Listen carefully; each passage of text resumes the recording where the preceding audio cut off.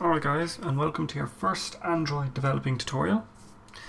Now before we start, I'd like to go over what we're going to be doing. We're going to be doing basic Android development tutorials in a series, and we're going to build a very simple application to download images, store them in a database, and then bring those images out in a list.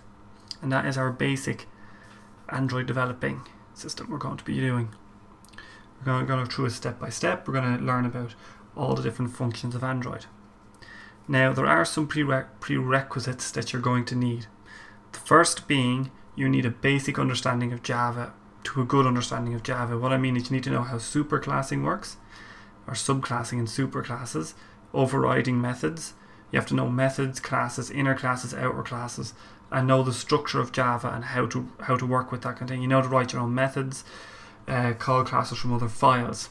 The rest of it we're going to be doing in Android itself, which you have to have a good understanding of Java, know what variables are, know your strings well, know your methods for strings, just in general know how Java works in general. You have to know how to do programming itself.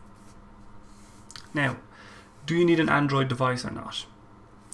This is debatable. I prefer to develop with an Android device hooked up to my computer. I generally use a Transformer Prime by Asus or a Galaxy S3 by Samsung. And you need to get the USB driver for your device to allow the Android bridge connector over USB, which we'll see how that works in a bit. I won't be able to show you the S3 running the app, but we'll be able to use emulators in this to emulate any Android devices you don't have. So if you have an Android phone, you want to make sure it works on tablets, you can emulate a tablet on your screen. So the first thing we're going to need is we're going to be working with a program called Eclipse.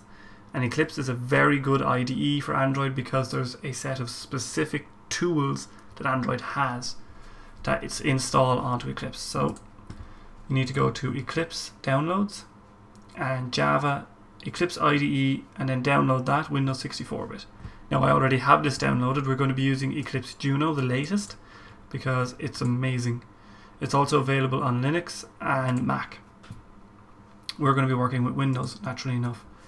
So when you've downloaded that, you're going to unzip a folder, and we're going to go into my documents. This is where I saved the unzip folder called Eclipse.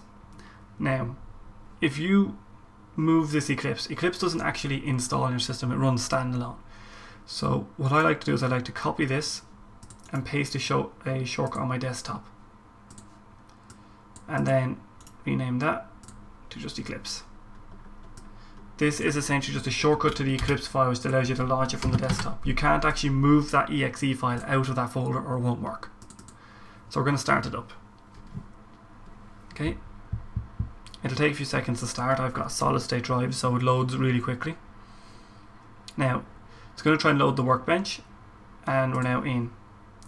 Now it's going to ask you about a workbench. A workbench is where everything is saved for Eclipse, naturally enough. So if we go to switch workplace and we go to other, browse, we want to create a new workplace. Okay, now I've saved mine in a Google Drive folder. This is actually a very important thing to do something like this, because the reason I have it saved in a Google Drive under Android is that all my assets for the apps, images and code, and all your code is in the workspace. You want to save this to some kind of online backup system, because if your computer crashes and it's their only copy, you lose everything. I learned the hard way, and I've currently got 3 apps that I have to now go get the code for. It's actually, I have it stored somewhere else, luckily, but I did almost lose all my source code, so that's okay. I'm going to click OK, and I'm not sure why Eclipse closed there. That's slightly peculiar. Bugger. It cannot be created, yes, so use that workspace.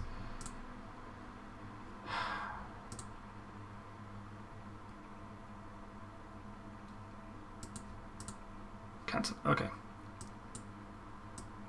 So we're going to shrink down this, and we're going to just make this nice and large. So this is where our code is going to be.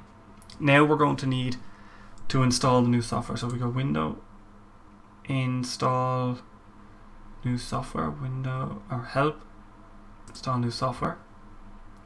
And we're going to need a site to download it from. So you go to this webpage here, developer.android.com, SDK installing, install the Eclipse plugin. That's the page you're looking for. You copy and paste this into here. I'd recommend removing the S. Sometimes you need to, sometimes you don't. But I would recommend removing that S, because then it shows up. Sometimes it works, sometimes it doesn't. You want to download the developer and native, the native developer kit, maybe. Next.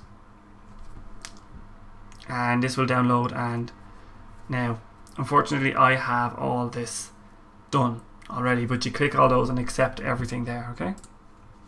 And then we're ready to go. Okay, so now we have to install our SDKs, and I have the window already up. So go Window, SDK Manager, and we need to install the SDK for Android 4.0. That's what we're going to be working with, API 14. API 15 is just an updated version of Android 4. We may do some stuff with Jelly Bean in the future, which is Android 4.1. We might make some fancy notifications. And we're also going to need Android 2.2. This is something you need, is Android 2.2, because it is an older version, but we're going to be developing everything for Android 4 and then making it work on Android 2.2 backwards. It means we'll lose some features in our app, but the idea is we want to make the best app possible for the new devices.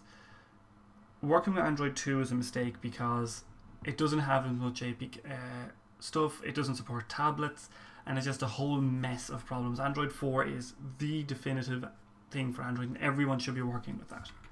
So to install this, I've installed most of my SDKs already, but we just click SDK Platform, Install Package, Accept All, or just Accept, and then it will download.